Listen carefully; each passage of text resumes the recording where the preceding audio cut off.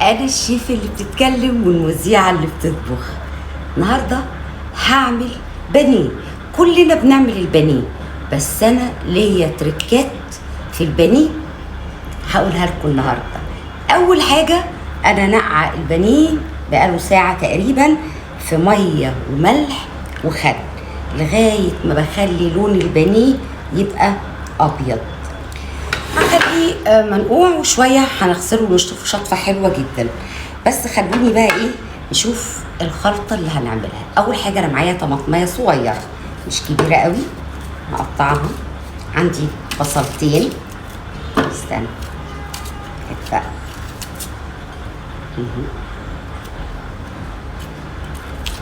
نشيل ده.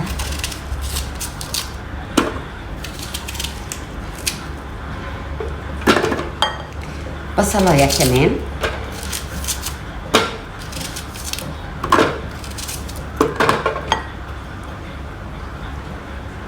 فصين بس توم، اتنين بس وممكن فص واحد كمان على حسب الكمية اللي عندك.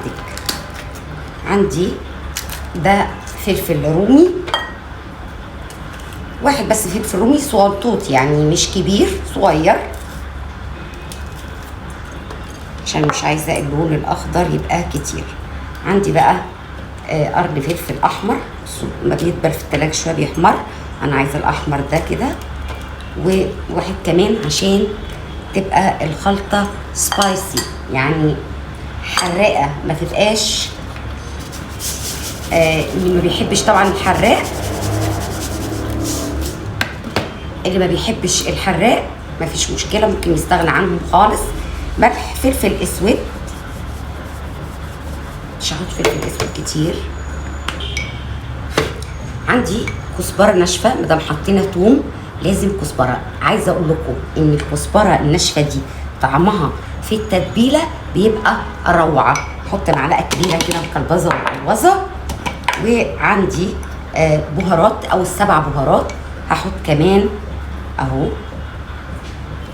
معلقة لمعلقة ونص، كفاية قوي. والملح انا ما كترتش لان احنا عندنا البانيه منقوع في ملح ومنقوع في خل، فبرضه هيبقى شرب من الملح كتير. هضرب الخلطه دي وارجع لكم. كده انا شطفت البانيه شطفه تمام التمام. شوفوا لونه بقى ابيض ابيض ابيض، كله ابيض من الخل والملح. عندي بقى الخلطه اللي انا طحنتها اهي. عايزه اقول لكم انا طحنتها كويس جدا، يعني طحنتها ناعم على قد ما اقدر اهي. هنزل بقى بالخلطه كلها كده على البانيه.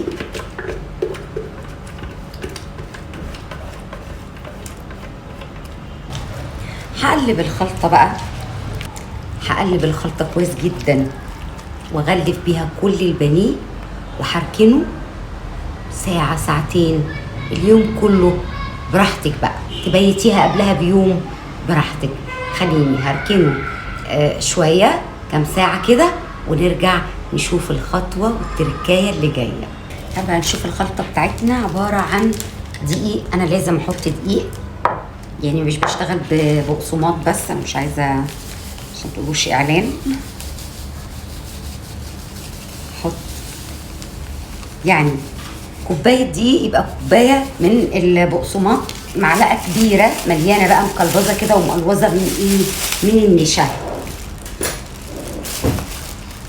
معلقه كبيره كده مليانه هرميه كده من النشا على الكميه دي.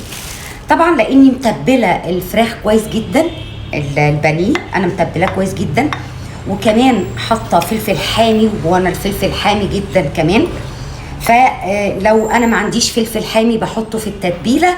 بعمل بحط في التتبيله في الخلطه بتاعه الدقيق والبقسماط، بحط توابل وبحط شطه حمراء كتير.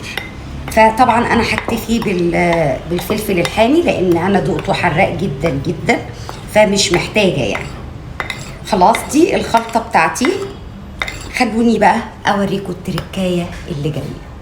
البانيه بتاعنا اتبل، بس بصوا عامل ايه، عامل ميه، مش عارفه شايفينها ولا لا، استنوا، ايوه كده شايفينها، عمل ميه من الطماطمايه ومن الفلفل ومن البصل، ميه البصل نزل طبعا ميه كتير، فانا مش هينفع احط البيض عليه وهو مليان ميه بالشكل ده. فانا عندي طبق تاني هحط فيه بيضتين، 2 بقى 3 على حسب الكميه اللي هتعمليها طبعا.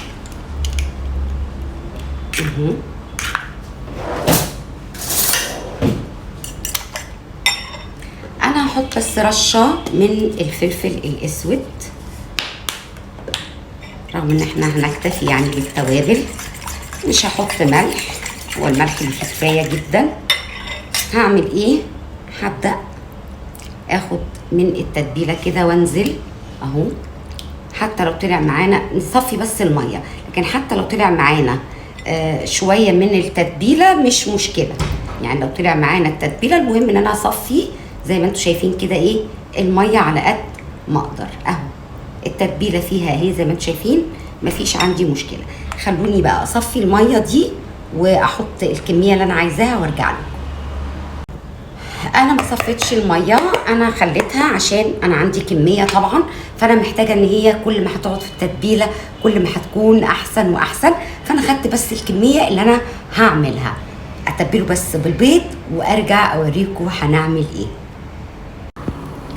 خلونا بقى نطبق يعني ايه، يعني عندي خلاص دي اهي في البيض، هنزل بيها على البقسماط. الايد اللي هاخد بيها مش هشتغل بيها على البقسماط، هشتغل بالايد الناشفه عشان ما نعملش عجين في ايدينا.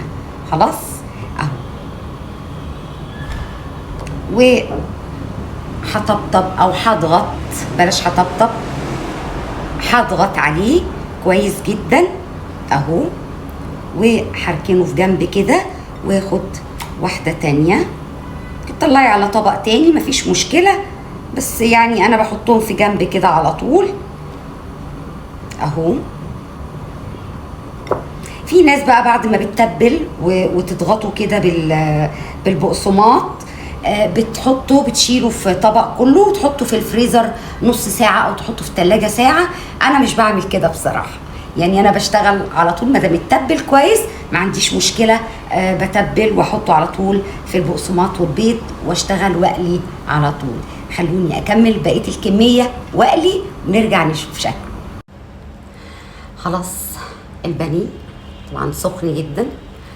عايزه اقول لكم على حاجه، في ناس طبعا بتحبه بالبقسماط خالص، وزي المحلات بيعملوه بالبقسماط خالص، فيبقى الطبق رفيعه قوي ولازقه في الفراخ.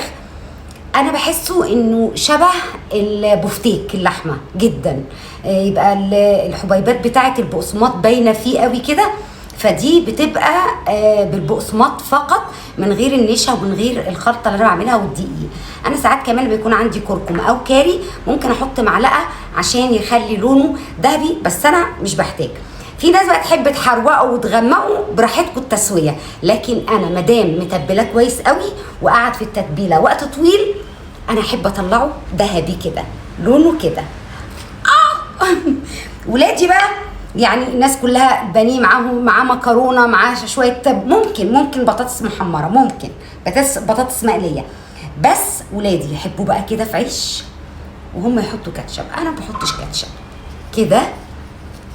تليفونك يا ابني، تليفونك بيدقدق. تحفه، واو، لا لازم اعمل كده.